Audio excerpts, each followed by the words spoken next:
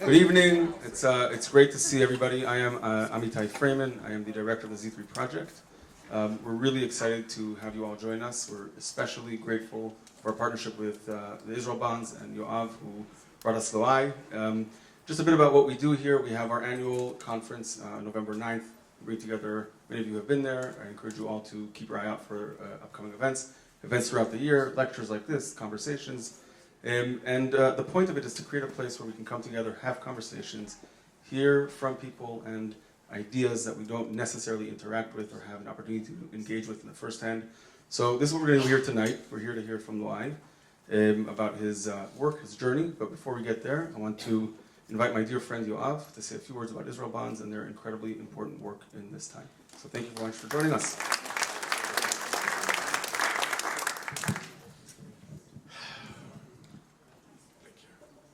Shalom, Palo Alto. It's good to be here with you here tonight. Last week, as wildfire burns near Jerusalem, the people of Israel marked 2 days that are deeply connected. Yom HaAtzmaut, Yom HaZikaron, a day of remembrance, and Yom HaAtzmaut, a celebration of independence. These moments remind us something uniquely Jewish, the ability to hold grief and hope together. We remember the fallen, honor the sacrifice, and then we dance, we sing, we celebrate life. Israel's story, from the very beginning, has always been about resilience, about finding hope in the face of hardship, about finding a future even when the road ahead is uncertain. In 1951, Prime Minister David Ben-Gurion gathered with American Jewish leaders at the King David Hotel in Jerusalem. He did not come asking for charity. He came with an invitation. He asked people to become partners in building a nation, to have a stake in the dream of a Jewish homeland. From the meeting, Israel Bonds was born, not just as a way to raise money, but as a tool to build highways, hospitals, water plants, a way to help Israel become a nation of innovation, a startup nation. And yes, a way to build hope. But it was more than that. Israel Bonds gave Jews in the diaspora a chance to stay close to Israel, not just through giving, but through investing. Not just by offering a charity, but by becoming true partners in Israel's future. That invitation has become $53 billion to date. Over the past decade, Israel Bonds an average $1.5 billion investments each year. And after October 7, when terror tried to break Israel's spirit, the Jewish world, and many of you here in this room, responded with action. Nearly $4 billion poured in less than 3 months, not just as financial support, but as a declaration of confidence. Confidence in Israel, in our people, in our future. These are heavy times for our community. The rise of anti-Semitism around the world, the uncertainty that so many feel is real. But if history teaches us anything, is that we are stronger when we stand together. That when we invest in one another, when we choose hope over fear, we can overcome even the greatest challenges. So tonight I ask you, what role will you play in Israel's next chapter? Will you invest not just with your heart, but with your voice and your resources? Because just as Ben-Gurion once called Jewish leaders to rise, today we are called to carry the torch forward. This isn't just Israel's story, it's our story, and each and one of us has a part to play. So, my ask of you, please consider to go to Israel Bonds online and buy a bond. $36, $100, $1 million, nothing is small. Just do it. Am Israel Chai.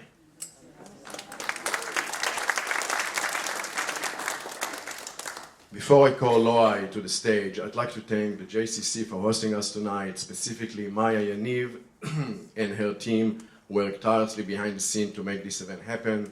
Amitai Freeman of Z3, without you tonight will not be happening. And now, without further ado, let's move to the reason we are all here tonight. It's a great honor to welcome Loay Alshareef, who flew over 12 hours from the UAE with us to be with us here tonight.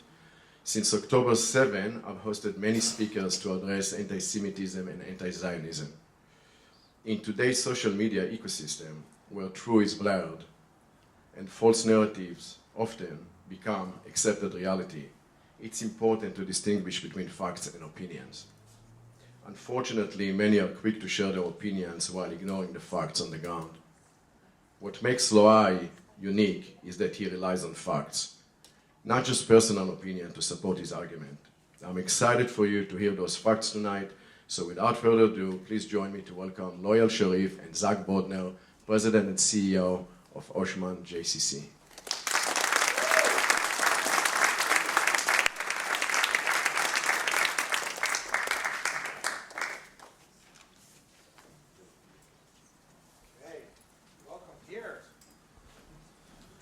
Just one thing, Yoav, it was 15-hour flight, not 12. Right. 3 hours. All right. Well, thank you all for joining us tonight. I'm really excited to engage in this conversation. Loay, thank you for being here. Thank you. It's really a pleasure and an honor. I just gave Yoav a hard time memorizing the name of this place. I still call it Sao Paulo. Sao Paulo? Sure, it's close. It's something. It's close. Palo Alto. Palo Alto. Yeah, it's close. Can't get it. We'll take it. Can't get it. No, it's all right. Sao Paulo. I still have it Sao Paulo. Okay, I'll just keep it this way. It's okay. You made it. That's what counts. That's what matters. Second time in Bay Area. We have been called way worse. So, Yes. And so here you are, this Abu Dhabi-based blogger, big thinker, speaker, social mover and shaker, and you've been on the road, but you were raised as this Muslim guy, taught to believe that God wanted you to hate Jews, and yet here you are at a Jewish community center. How do you wind up, Loay, here at a Jewish community center? From hating Jews to being among so many Jews. Right. How does that happen? So, first of all, a real honor and pleasure being here. And I really feel every time I speak to a Jewish community that I'm just not with allies or friends, that I would say with a family. So I'm really honored. Thank you so much for having me. And I want... Mishpacha. Yeah, mishpacha. Mishpacha, not mishpacha. Mishpacha with a head. Come on. He knows his Hebrew. Jews insist to destroy Hebrew. That's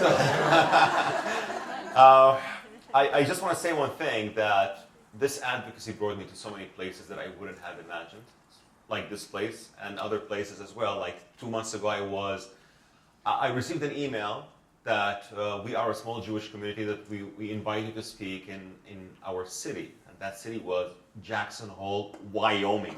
Jackson, Wyoming. And to me, Wyoming was only the Wild West. Yeah. But now I was speaking in Wyoming, and I didn't believe that this advocacy would bring me to places where I speak to people that I really viewed as enemies when I was young.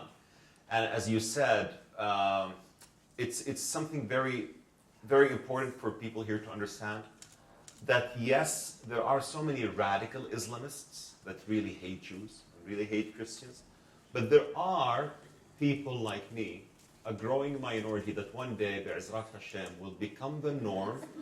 And I want you to understand that they want you to believe that Muslims and Jews, Arabs and Israelis will never get along.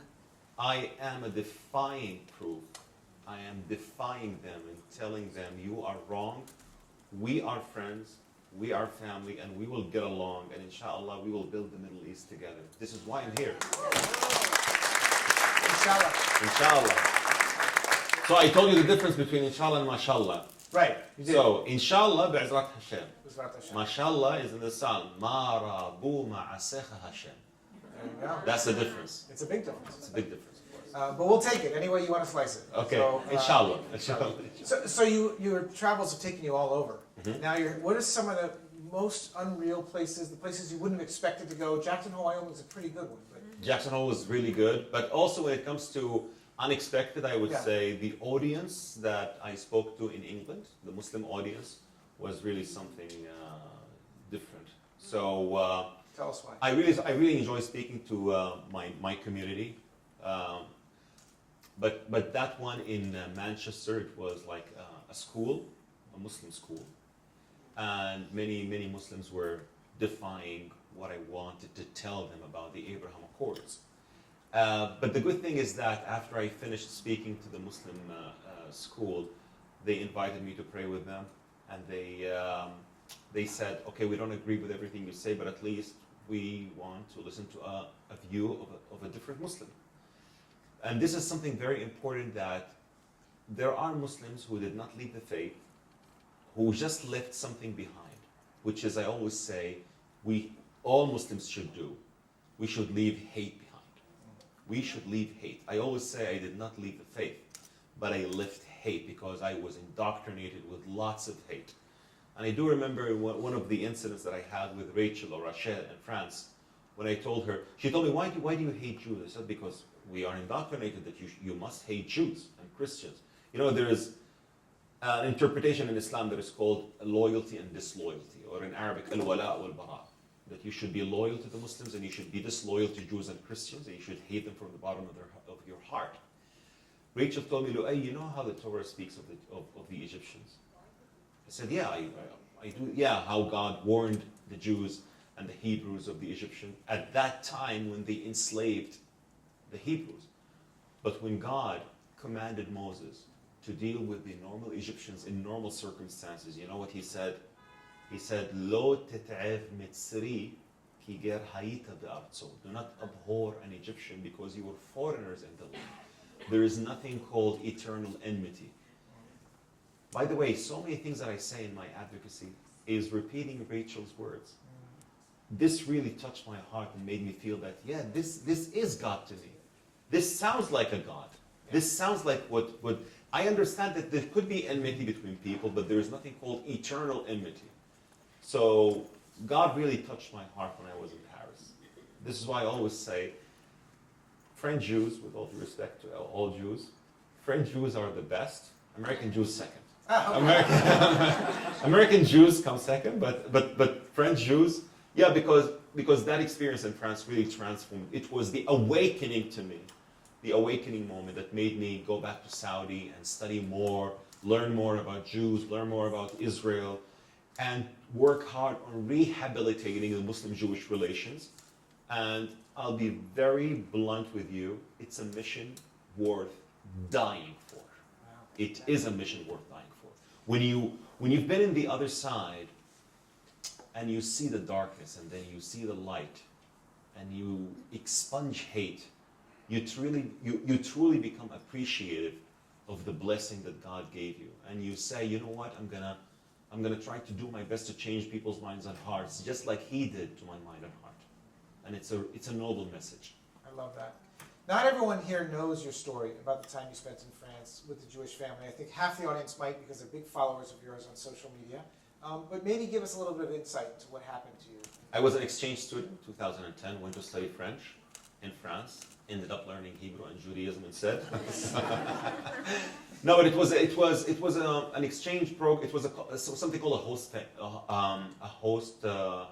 family host program, right, where you live with a family. Didn't know they were Jewish. They were Jewish. Thank God the mother was Sephardic, not Ashkenazi. So the food was good. Yeah, right. 2 Shabbat dinners made it. Yeah. But the mother had a background. She was French, of course. She's French. And now, by the way, I don't know if I would say unfortunately or not. Now she made Aliyah in 2018. She now lives in the French colony in Israel, which is Netanya. We all know Netanya, the French colony. So she was French, but she was a 7th generation Yemenite. So the first things she made me, she exposed me to Ofra Khaza and the Yemenite songs, and lots of Yemenite heritage. And she understood so many difficulties about Islam and Judaism. So we had so many interesting discussions about things that I had about Jews. So I saw all the bad ideas right in front of my eyes collapse. All the bad ideas that I was indoctrinated in school. That Jews are bad, Jews are evil, Jews have fangs, tails. Jews if they would give you a bottle of water, you should not drink it because it's poisoned. Jews are conspiring against Muslims. And I will be very honest with you, one of my favorite TV shows when I was young, it was called A Night Without a Horse, A Night with a K, Without a Horse. And that TV series was based on the Protocols of the Elders of Zion, which is a work of fiction. But believe it or not, in so many Arabic book fairs in the Middle East, it is the top-selling book. The Protocols of the Elders of Zion. That tells you that there's lots of work need to be done. 8 months in Paris, went back to Saudi, decided to learn more.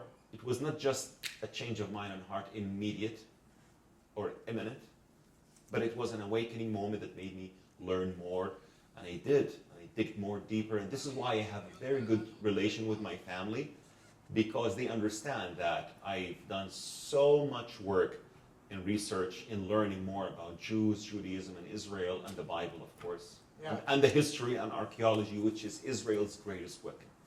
Israel's greatest weapon is not high-tech, is not cybersecurity, is not cherry tomato, is not USB. Yeah. It is archaeology and history. It is Israel's greatest weapon. Maybe we should rebrand it from Startup Nation to Dig It Up Nation. Dig it up nation, yeah. Or archaeology nation. Right. So let's talk about Israel, because you have taken a number of trips there. You were just there a couple of months ago. What's that experience like for you now? Couple of months, couple of weeks A ago. couple of weeks ago, was it? Yeah, a couple of weeks ago. Tell us about your latest trip and what you experienced there. So, latest trip, I landed immediately after the Houthis fired a missile on Israel. Okay. And I really, you know what I felt when I went to the shelter in Israel and immediately leave the shelter after?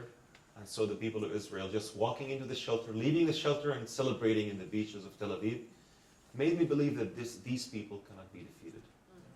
Those who celebrate life will not be defeated by those who worship death. Let's just mark this as a slogan of Israel. And to me, Israel, I'll be very honest and blunt, I don't want to offend anyone. To me, Israel is Jerusalem. Jerusalem is the heart of Israel. Tel Aviv is Vegas. But Jerusalem, to me, is the heart of Israel, is where you feel really connected to the history, to the... if you study the Bible so well, everywhere you go in Israel, you sense that there was a prophet or a judge or a king or a hero of this nation lived in this land. This is so powerful, and this is why I love Israel so much, especially Jerusalem, of course. So I was doing some work with the Museum of Tolerance, and I spoke to some audience there also in Jerusalem, and I'm planning to go again in summertime, even though I was advised not to go there. Well, not go. Jerusalem is okay, we decided, right? Jerusalem the is weather's okay. not too... But for sure, I'm going to go to celebrate my favorite holiday in the Jewish calendar, Hanukkah. Hanukkah. Yeah. Absolutely. And it's Light in the darkness. it's not only my favorite holiday. It's the most Zionist holiday in the Jewish calendar, because it's about the Jewish independence from the Seleucids, who are the Greek Syrians, and it tells the story about Israel. Yeah. Some of us should be embarrassed that he knows more about our Jewish history than our own children. I'm not judging anybody, I'm just saying.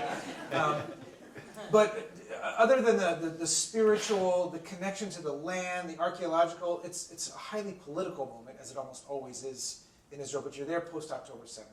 And you're there at a time when people's nerves are raw. Tell us about your reaction there. How do they react to you being there?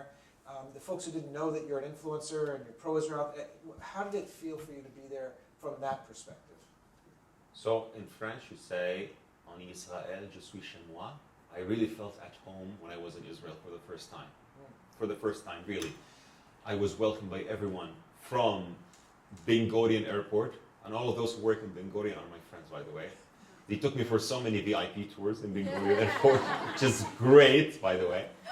And I want to say that I really felt that when I first went to the shelter, that was November 2024, I was asked by my friends, aren't you afraid? I said, you have to know one thing.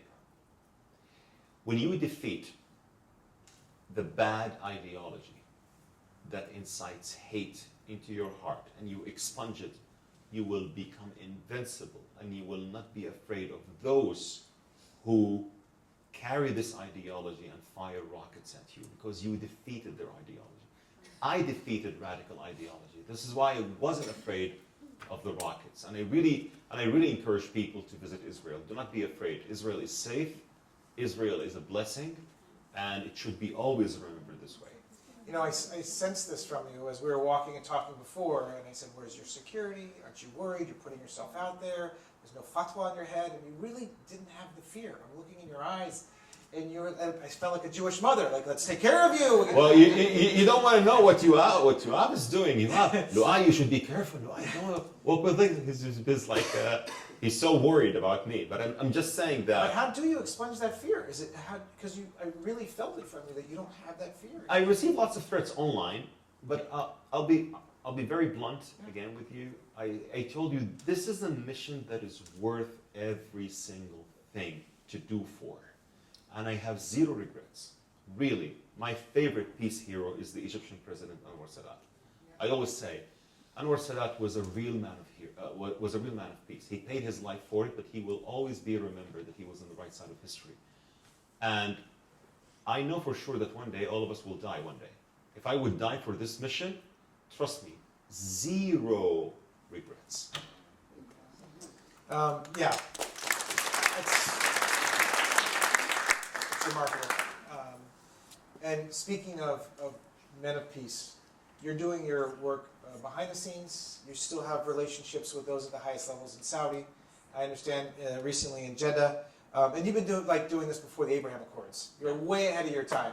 An early adopter, that's the language we use here in Silicon Valley. But about peace between Israel and the Arab world. And I understand you were recently in an interesting meeting with Badr el-Asaka, who is... He's a nice guy, very nice guy. God bless him.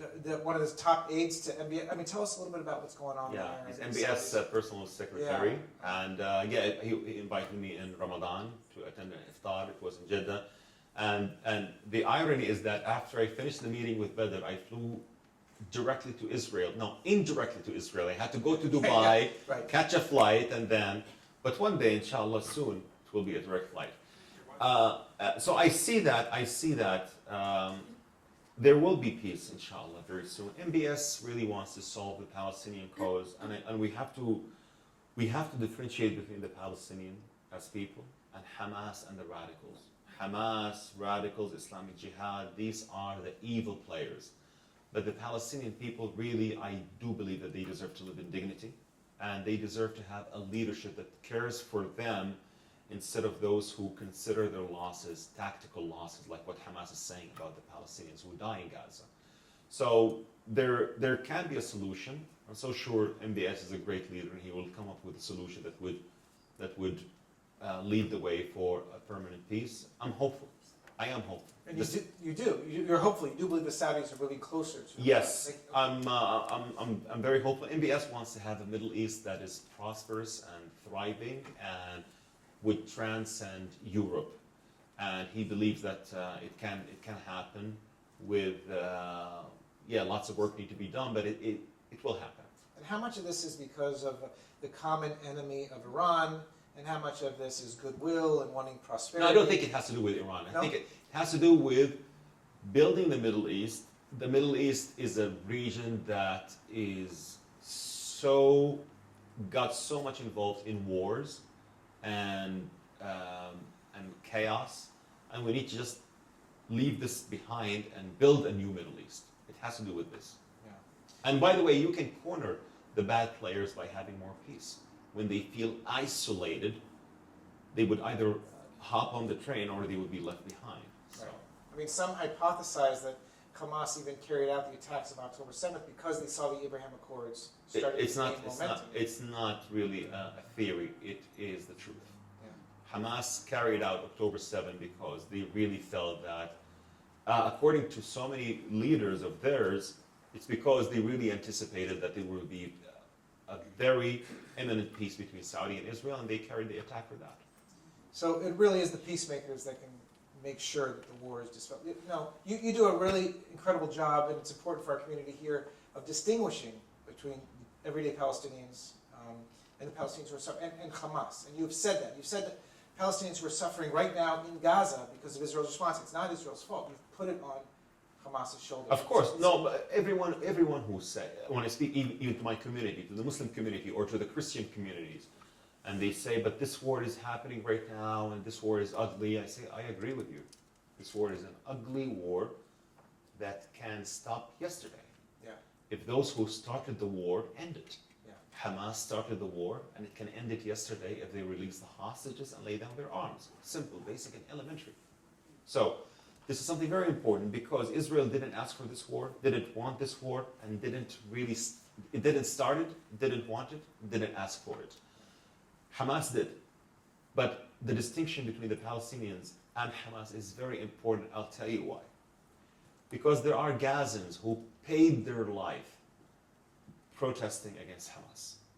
Even a couple of months ago, many Gazans who protested against Hamas paid their life for it.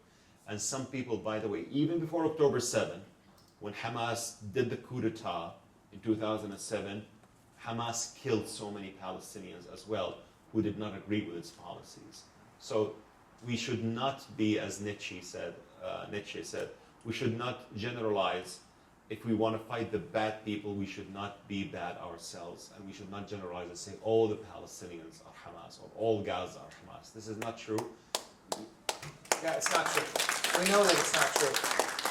And it's complicated and it's messy and it's difficult because we also know that on October 7th, many regular Palestinians Many were civilians, complicit, yes. also complicit I know. with Hamas. But not all. Not all, of Not course all, yes, The not all. IDF has a tough job of going in and making the distinction. And Yeah, of course, and they don't care for their own population. Hamas doesn't really. You have to understand one thing: radical Islamism is a pathological creed that believes in an apocalyptic apocalypse, where millions die on both sides, for a disappeared imam to reappear, and for a final battle to happen between Jews and Muslims. And this is their ideology, which is evil. And I was indoctrinated with this ideology when I was young. If you ask a 17-year-old Loay, I would say, yeah, of course, this is what we know. But then you know something else. And this is why you need to have this kind of education to change people's minds and heart. It starts with education. Trust me, it starts with education. What would you expect from a Gazan who did this on October 7th? That he was educated from day one. Jews are your enemies. Jews are the bad people. Jews are the enemies of God. Jews are the enemies of Muhammad. Jews are this, Jews are that. What would you expect him to be? A peacemaker? Come on. Of course not. It has to change. And this is why the first thing that has to happen when this ugly war ends is the de-radicalization. And I believe it can happen. It worked in Germany, and it can work also in Gaza. how? Thank you. I agree with you. And let's spend some time on this issue of radical Islam because you have a lot to teach us. And how can it happen? I mean, I feel like you're such a needle in a haystack, as they say. It's such a rarity to have somebody like you who came out of this background and is now a peacemaker and out there on the front lines. How do we do this en masse? And again, to use Silicon Valley speak, how do we scale this? Exposure. So let's take the 17-year-old Loay, who was a religious Muslim, memorized the whole Quran, 114 chapters, who would tell you Jews are the enemies of God when he was 17. I would never accept having peace with Jews or with Israel. Why did that change? Let's go to the answer. What happened in Paris? Exposure. Exposure. We need to have some sort of exchange programs where we can have Muslims and Jews mingle and work together. Not in the Middle East, in Africa, for a certain project, for some voluntary work, where they mingle and work together and get to know each other. This is the way that so many bad ideas will shatter.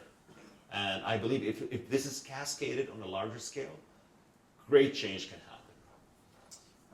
I believe you're right. I think there's a lot of fear to overcome so that people will do that. There's an initiative called the Mosques House, which brings young Jews right out of college to live together. And I remember a couple of years ago coming out of that, the Abraham House came out of that, where they were bringing Muslims, Christians, and Jews together to live right out of college. You know, it's a perfect example of what you're talking about. And that's the solution. That's the solution, because people, when they are not exposed, I believe those who hate Jews in the Arab world have never met a Jew.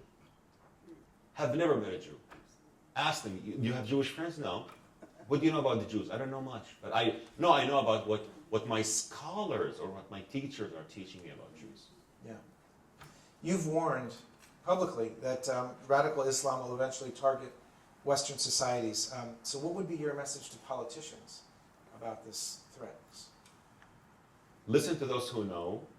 Listen to those who understand how this ideology works. Your regulations really have a problem, if you allow me to speak. Please.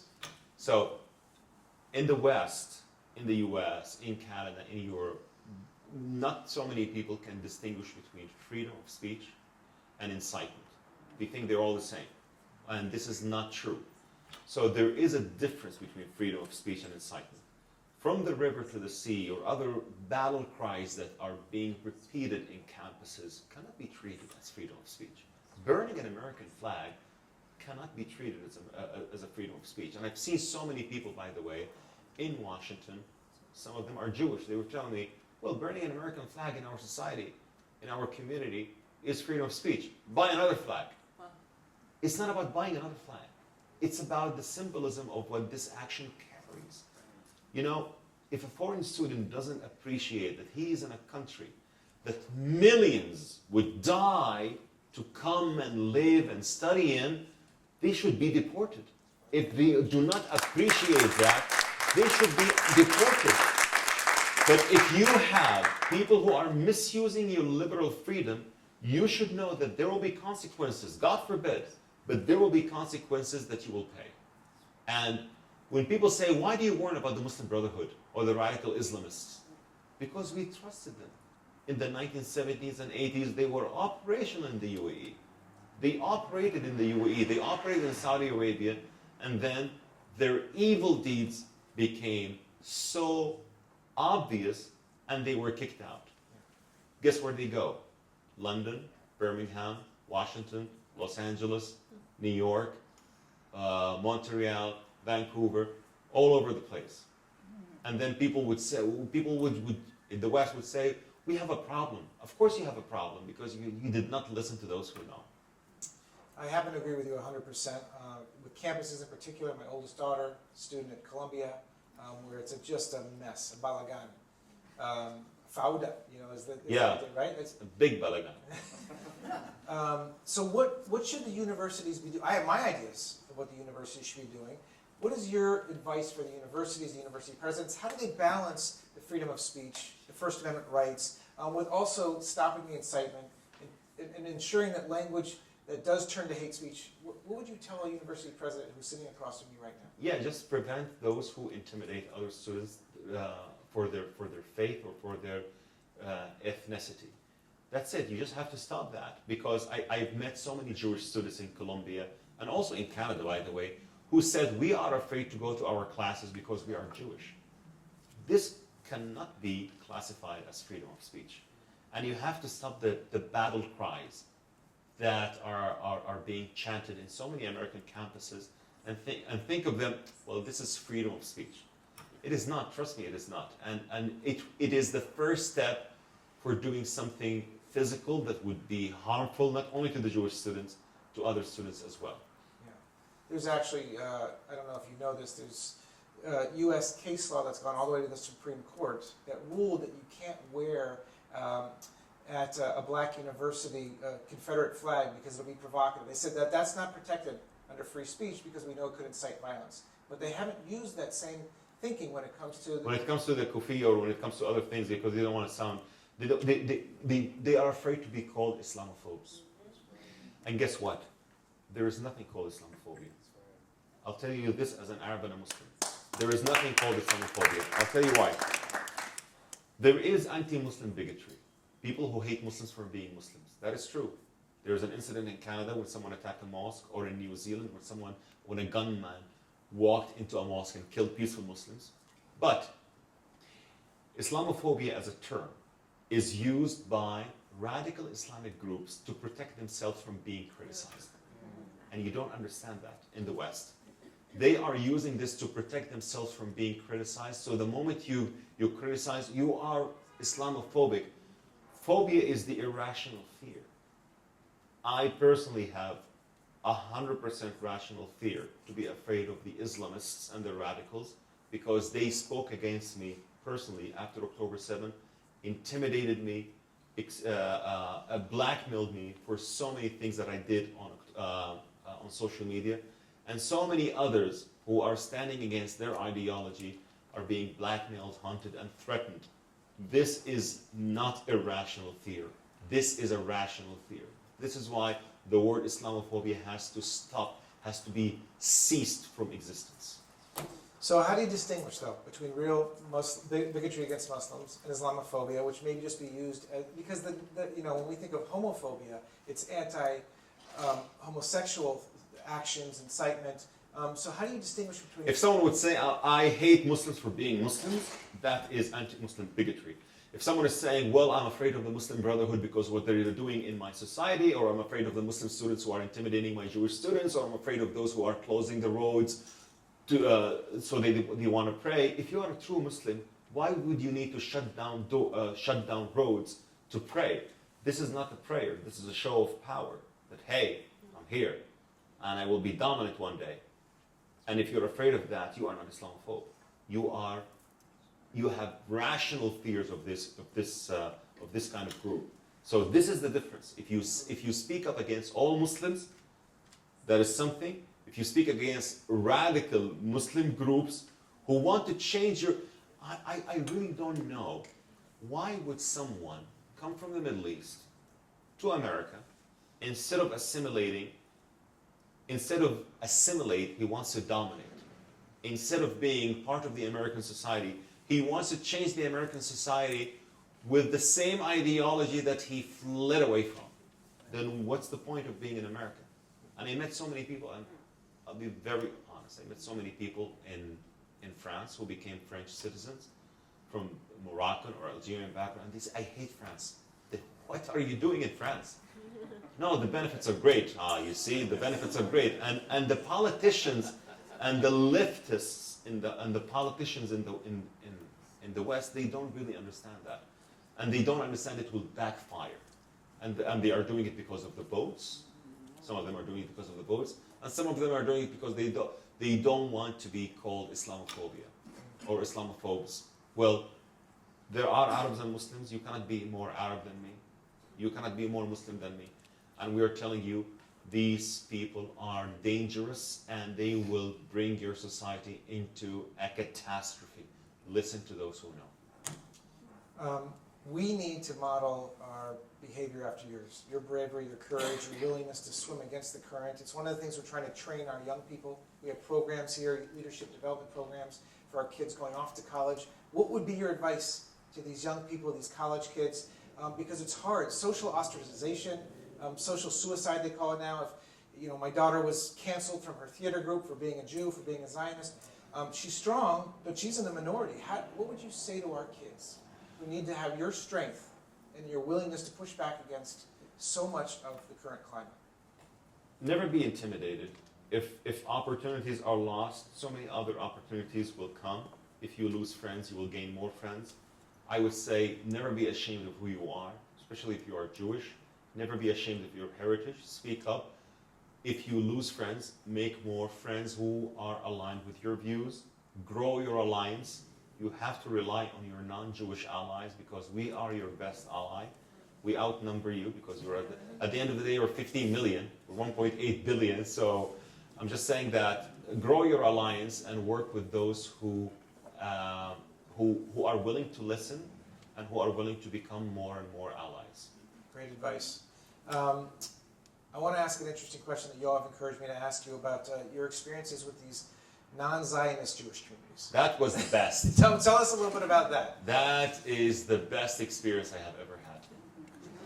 So in Ottawa, I had the opportunity to speak to a non-Zionist Jewish community. And I told him, please enlighten me as someone who is a Muslim and an Arab who wants to understand what's your point of view, why you are not Zionist, or what's your problem with Israel. So, okay, they were nice and they were just, but I'll be very blunt in stating my opinion. So they were telling me, first of all, Israel is a state against God. You should never go back to the land of Israel, according to our faith, unless there is a divine order for you to go back. So what is that? So let me just understand this correctly. So you agree with the idea that you have to go back to the land of Israel, but it's only with a divine order. Yeah, If it's not a divine order, we cannot go back to the land of Israel. So what is the divine order you're waiting for? El-Mashiach. I said, please can you show me where in the Bible, where in the Hebrew Bible it says so? You should only go back with the Mashiach. It is not in the Hebrew Bible. It's the interpretation of our sages. Okay, good. So it's not in the Hebrew Bible. And you believe that one day the Mashiach will come and he will take you to the land of Israel. So you have no issue to going back to the land of Israel. It is just a matter of a mechanism. They said, yeah, but it has to be with the Mashiach. I said, well, thank you so much for proving my point, because you are Zionists in the waiting. That's what I call them. And I call them from now on, Zionists in the waiting. They are, by the way, not only that, many of the Notori Karta movement, they believe that the temple will be rebuilt, that the Mashiach will be the king of Israel, and he will rule Israel. And if the pro-Hamas supporters listen to what they say, and I told them this with all due respect, I'm being very honest, as someone who really loves the Jewish people, if you are caught in the hands of Hamas, they will kill you too. You know why? You know why? Because on October 7th, Hamas did not kill the far-right Jews. They killed the most pacifist Jews of the state of Israel. The leftists, the Smolani, those who believed in the right of the Palestinians to have a state, those who came to me on social media and said, Loay, you are Meshuga, you are Tzioni, you are this, you are that. Many of them were killed by Hamas. That was Hamas' greatest miscalculation or calculation. And it said to the Notori Karta group, you would be also targeted as well. And by the way, the pacifist Jews were also killed in Nazi Germany. Sounds like an incredible experience. But we have to call them from. But we have to call them from now on Zionists in the waiting. Yes. So it's just all about timing. Yeah, it's all about. Yeah, when Mashiach comes, no, they believe that they have to go back to the land of Israel, but only when Mashiach comes. So that's the only thing. But the idea, you cannot, by the way, in Judaism, you cannot take the element of the land from the faith. You cannot take the element of the land of Israel from the faith. Every Passover, Jews are saying next year in Jerusalem. It is part of the faith. You cannot take it away from them. Amen to that. Okay, I'm going to ask you one last question and prepare the audience for how we're going to do questions. Maya, Amitai, how are you going to do that? Bring the microphone around? Okay. And I'll ask that you ask questions and don't make 15-minute speeches, please. But so you have an incredible audience here that has come out, spent one of their evenings rather than watching Netflix at home to be here to learn, to show you their love and support. What can they do to help? What can they do to emulate you, to be these peace advocates themselves?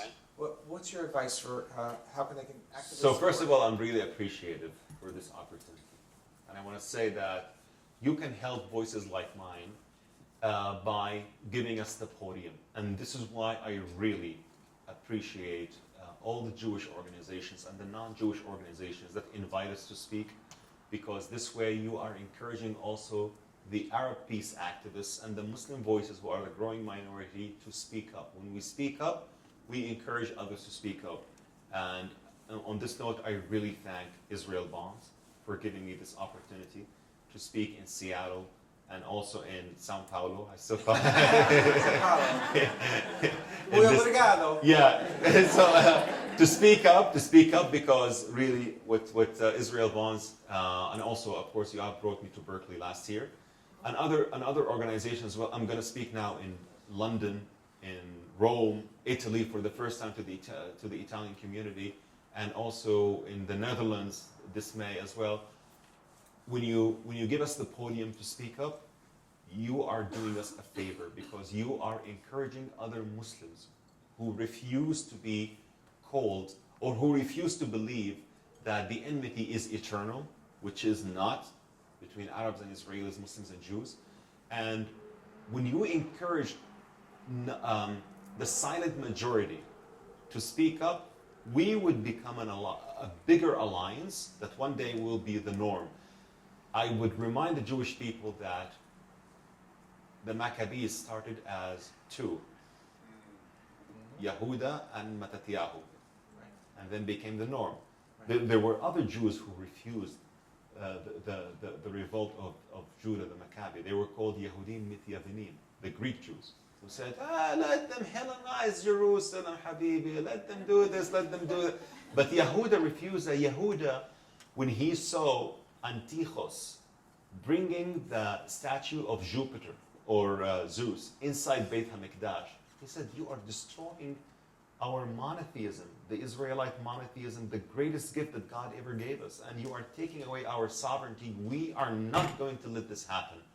And he was only with his dad, Mattatyahu, and then they became the Maccabi, those who defeated the Seleucids, and now they became the norm. So, small minority can become the majority one day, inshallah. Inshallah. So, thank you again for giving us the podium, and keep inviting us to this beautiful city that I don't. Exactly. That I don't call its name right. Yeah. It's what okay. a shame. It's all right. It's all right. All right. We have some folks who want to ask you some questions. For sure. Okay, Maya. I was wondering if you ever speak at mosques. We can't hear you. She asked if he ever speaks at mosques. Yeah, the mic isn't. If I ever spoke in mosques, there was a plan to speak in Michigan, and there was an event, and it was canceled 4 days before. I understand it's difficult, but I am working on it, and I really want my fellow Muslims to hear a different point of view when I tell them that you cannot be the enemies of the people that 1.8 billion of us. Many of the 1.8 billion are named after Jewish prophets, kings, and heroes, which is hilarious. And I want to say this to our, and I want to say, you know what? It's so funny. But by the way, I'll tell you one funny fact. Houthi, the leader of the Houthis, his name is, of course, Badr al-Houthi, the leader of the Houthis. His son, you know what's his name? Jibril. Jibril al-Houthi. His name is Jibril. His son's name is Jibril. Jibril doesn't have any meaning in Arabic. You know what it means? Gever El, the man of God, Gabriel. And their slogan, death to the Jews. But we can name our children after the Jews, but death to the Jews. This is the kind of education that needs to expand. And I want to do this in mosques. It is challenging, but I'm working on it. We need to clone you. Get you out there on the road some more. Okay, who has the microphone? Gabriel. Oh my God. Oh, yeah, Grace. All right, next one. Ellie. Now, right now, or very soon, Trump is going to be traveling to the Middle East, mostly Saudi Arabia, and he's already announced that he's going to have a big statement to make afterwards. So I'm asking you, do you think that statement may be that Saudi will join the Abraham Accord? אני לא יודע, אבל אני מקווה. Another one, But I wish. El Giuliani put a suit and a tie, and he's traveling to France. And they're talking about the possibility that the Syrians will join the Abraham Accord. So I want to say one thing on the Giuliani. I have my doubts. I tell you why. I believe people change.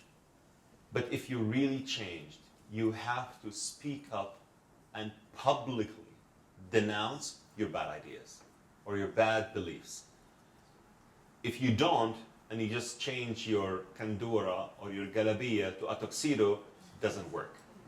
And this is an openly evasive policy. It's a camouflage. And this is why I don't trust Giuliani, personally. Because he doesn't, because he didn't so far publicly denounce the bad ideas that he had. We had all bad ideas, but you have to publicly denounce them in order for people to trust you. If you don't, that means you're hiding something. That's my opinion. It's a sign of strength. Too often it's seen as a sign of weakness among politicians. It is not a sign of. It's not a sign of weakness at all. Right. It's a sign of strength, especially when it comes through knowledge. Especially when it comes through knowledge. Yes. Yeah, for sure. Okay, Maya, to you on your side. We're going bipartisan, left, right, left, right. What can we do about the United Nations as an institution in this world? So Yoav is trying to do a plan on this, and inshallah, I hope it works. Trying to get you in front of the United Nations. Inshallah. And I would love to speak in front of the United Nations to teach them a historical lesson. And I prepared my speech, what I want to say in the United Nations. I want to say, please feel grateful to the nation that one of its prophets wrote an inspiration inscribed in your walls when you write it behind your building that says, nation shall not lift up sword against nation, they shall learn war no more. These were the words of Yeshayahu the prophet, who lived in a land he called Israel. Feel appreciative. Amen. Amen to that. All right. Okay. Eden, stand up so everyone sees that you're adorable 12-year-old. Okay. Have you managed to influence anyone in your community, and like, how did they react? In this community? In your community. In your community, yes, of course. I have met so many influencers in my community, and in Saudi and the UAE, many of them are positive about what I say. They have their disagreements, not all of them. Some of them have disagreements, but they are very open to learn more. They appreciate that it comes through knowledge and facts and the truth. And some of other influencers, yeah, decided to just, block me and just, end the friendship. But I always say the door is open. Whenever you want to come back, you're more than welcome. And let me tell you one thing. A month ago, one of my great friends, he's an influencer in gaming. He's a gamer, okay? After October 7, he said, Loay, I'm really sorry. I have tremendous pressure that I have to unfollow you on Instagram because people are coming after me. How could you follow this Zionist who is not even an Arab? He's an Israeli born in Jerusalem. I wish. But he is not an Arab. He's not a Muslim. He's just a good player or a bad actor. Bad actor. For the Mossad. Yeah, exactly. Mossad owes me a lot. I need to do some bonds to get some Mossad. Yeah, exactly. But I just want to say that a month ago he came back and he said, I really want you to understand that I was under a tremendous pressure, and I really hope that we get our friendship back. And I watch your videos, and your perseverance made me believe that there is something behind this guy that made him believe in what he's believing in, and I want to learn more. And I met with him before I traveled. You see? So I never get, I always say, I really feel blessed that I went through this journey from someone who hated to someone who embraced the Jewish people. I'll tell you why. Because this journey made me a better person in a way that when I see people from the other side attack me, I say, you know what? I've been in your shoes. I know exactly what you're going to say. I know all the lies and all the misinformation, disinformation. And whenever you want to listen, I would be more than happy to speak. But I'm not angry at all at you because I know how you feel. But I know it's wrong. I've been there. I saw exactly how it looked like. And I said goodbye. I'm not going to go back. Maya, who do we have? Oh, yeah. For me, secure Syria would be crucial in preventing Khamenei from rebuilding Lebanese Hezbollah. So if Al-Jilani said, denounced prior leadership of Jabhat al-Nusra and involvement with Al-Qaeda, would you then say, of course. Yeah, of course. He has to do this. He has to denounce his ideas with Jabhat al-Nusra and Al-Qaeda. And he said that he can just make, by the way, he can, when I thought about it with some other influencers, they said, oh, but he's surrounded by people who would kill him if he said. He said there are some ways he can do it politically. Like, for example, I had believed that Jews and Christians or the enmity, for example, or stuff like that. Now I have different views, different opinions. I'm learning while I go, and so many bad ideas that I held in the past are now behind my back, and I'm a different person. But it has to be public. It has to be public. And of course, you have to denounce being part of Al-Qaeda. Of course. Thank you. Yeah, over this side. Hi. My name is Human. I'm a Persian Christian. I'm the only artist in the world asked by the state of Israel to make the Woman Life Freedom murals in Israel. I put 18 of them up. Our mutual friend Heather Chester told me to come here. Ah, Heather, of course. Yeah, to hear you speak. I have two questions. One is, when I started putting these murals up in Israel, the whole world saw that the Jews are the only people in the Middle East standing with the freedom-fighting women of Iran. And I got hundreds of messages from Arab women all around the world saying, we can't believe there's murals in the Middle East of a woman's hair showing. And my first question to you is, from what you've seen and observed, what is the Arab reaction to this woman-led revolution in Iran? Because Israel is very clear. They're standing with these women in Iran, and there are no other countries in the Middle East where there's a Woman Life Freedom mural. Yeah, there are people who are supporting the freedom in this movement in Iran, but they are not amplified, I would say. Their voices are not amplified, but I've seen so many people, or so many women organizations in the UAE and also in the Gulf that speak up for that. But back to the Iranian issue, the Iranian I would say this, like the Iranian issues are not of big concern in the Gulf states or in the so many parts of the Arab world. This is why you don't hear a lot. We don't know much what's happening in Iran, by the way, other than the fact that they are just ruled by the mullahs and they are making their life a misery.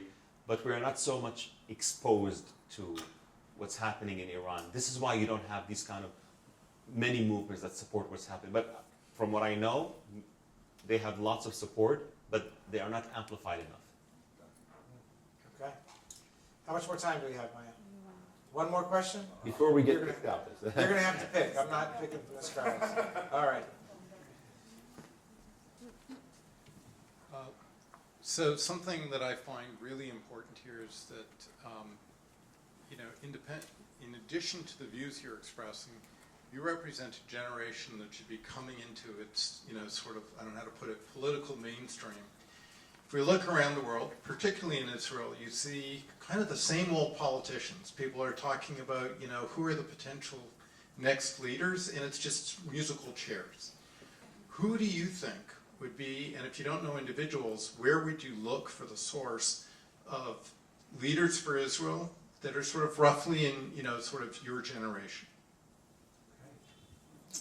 Leaders from Israel. Israel. Future Yeah, political the leaders. people that are going to be the peacemakers from the other side, from the Israeli side, but that are of sort of, your rough, I don't want to be ageist, but say your generation.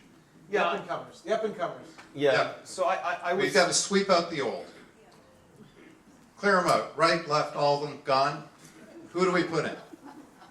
I need to pay more visits to Israel to answer this question. So I'm not really. Well, please, when you visit, think of, even if it's not the individuals, where you would look for them, how we can go find them and encourage them. All right, I will do. All right. So, when the next visit to Israel, I'll keep that in mind. Okay. Well, listen, I know we're coming to time here. We want to be respectful of your time. You've given us... By the way, no, I can take all the time. I just... no worries, of course. Of course. All right, well, it sounds like I've been outvoted. Thank you so much for coming. My name is Satish. I'm a Hindu. Oh. So after 1.8... I have so many Hindu friends, by the way, in Abu Dhabi. We have a big Hindu temple. Yeah, of course. Awesome. I'm a big fan of MBS also, how he's looking at and making a moderate view of how we look at the things. Really appreciate, and I see you also part of it. So my main question was because I've been in Saudi for a couple of months, 5-6 months, way back in 2000, but things got changed now, much more easier way, dramatically. My main, we stand with Jewish friends, and after October 7th, we had been with shoulder to shoulder, and they also showed the support when we were also being attacked. I mean, I don't have to be specific, but you know. So my question is, since the Islam, you have the influence from Saudi Arabia, And there are certain people, religious people, who have an influence all over the world in the mosques. You know, when I have grown in way back in India, I see like every day, every time there is a Friday prayers happen, they come out of it, and there's a lot of hatred they show against kafirs like we. And there would be a reaction of stone throwing or other things in our festivals also. So I feel that there is a certain sense of influence where Saudi can do to have influence on these mosques. I don't know, you call Salafists or Sunnis, or how Yes. can you? It is doing it. Saudi is doing it with the leadership of MBS, but there is a remnant of the past, especially what we call Sahwa, or those who were so extreme radicals. So it will take time to clean things up, but it is happening right now. The new curricula in Saudi are very progressive, but the old curricula is still circulating, which is challenging. But with time, it will just take over. So it's just a matter of time. But MBS is doing this, of course, for sure, to have this vision and this influence to be expanded positively. It will just take a matter of time. MBS took control in 2015, so it's still 10 years. A little bit of time. All right, I am going to wrap up because I want to be respectful, and Loay's got to get all the way back to Marin. So one last comment, Loay, on what you'd like to say to leave us with the hopefulness that you filled us with over this evening. It's great to meet someone like you that lifts us up at a moment of such darkness. So I'm going to ask you to leave us with another moment of hope and a message of hope. What's the final words for you tonight? My final words: I accept all charity in forms of bamba. No, my final thought is I am so grateful to be invited and to speak. And please keep amplifying our voices. Keep giving us the podium. We are your best ally. The non-Jewish voices are your best ally. Together we stand. Together we thrive. We are a family. And despite all the challenges, we will prevail. And don't let the radicals make you believe that Muslims and Jews, Arabs and Israelis are enemies. I will keep reiterating this over and over. We are not. We will prevail together, inshallah. Thank you again, Israel Bonds, for giving me this opportunity to speak to this amazing audience. I'm looking forward to having more and more engagements.